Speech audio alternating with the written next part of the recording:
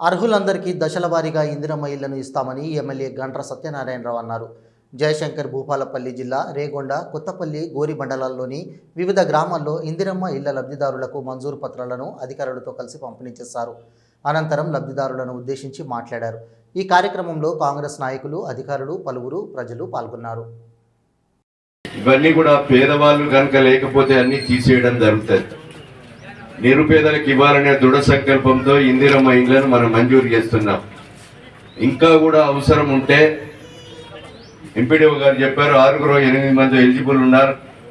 వాటికి కూడా నేను ఇండ్లు మరి పేదవాళ్ళు ఉంటే తప్పకుండా మంజూరు ఇస్తాను ఈ సందర్భంగా నేను తెలియజేస్తున్నాను.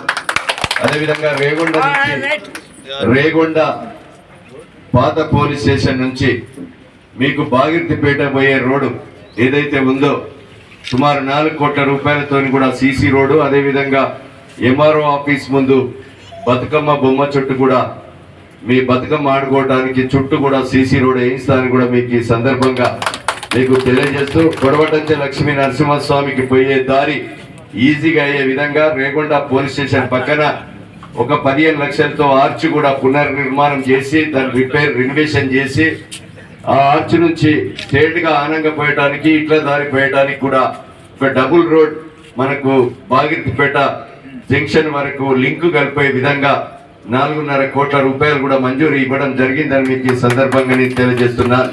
అదే నరసింహస్వామికి 12 కోట్ల రూపాయలు 50 కోట్లతో బాగిర్తిపేట నుంచి కొడవటంచె కూడా లింకు కలిపి మంజూరు చేయించాం.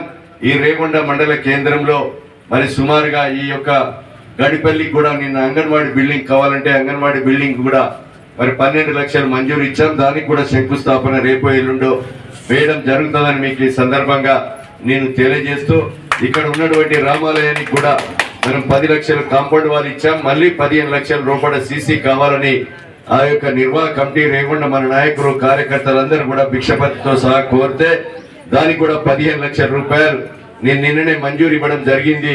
దాన్ని కూడా సీసీ వేసి పూర్తిగా కంప్లీట్ షేప్ లో ఆ దేవాలయాన్ని మరి పనులు పూర్తి చేయవలసిందిగా మీకు ఈ సందర్భంగా నేను తెలియజేస్తున్నాను. ఈ ప్రభుత్వం వచ్చిన 17 నెలల్లో మరి అదే విధంగా అభివృద్ధితో పాటు సంక్షేమ పథకాలను కూడా దొడ్డు బియ్యం ఇచ్చేటువంటి గత ప్రభుత్వం మరి 6 రూపాయలకే బయటికి అమ్ముకొని దళారులు బాగుపడి 30 రూపాయలకు మహారాష్ట్రకు అమ్ముకున్నారు. అలాంటి దొడ్డు బియ్యాన్ని బంద్ చేసి ధనవంతుడు తినే బువ్వను పేదవాడు తినాలని ఒక దృఢ సంకల్పంతో 55 రూపాయల కిలో బియ్యం కొని 4,000 కోట్ల రూపాయల భారం పడ్డ ఈ రాష్ట్ర ప్రభుత్వం సన్న బియ్యం ఈ రోజు ఉగాది రోజు గౌరవనీయులు ముఖ్యమంత్రి రేవంత్ రెడ్డి గారితో ప్రారంభించి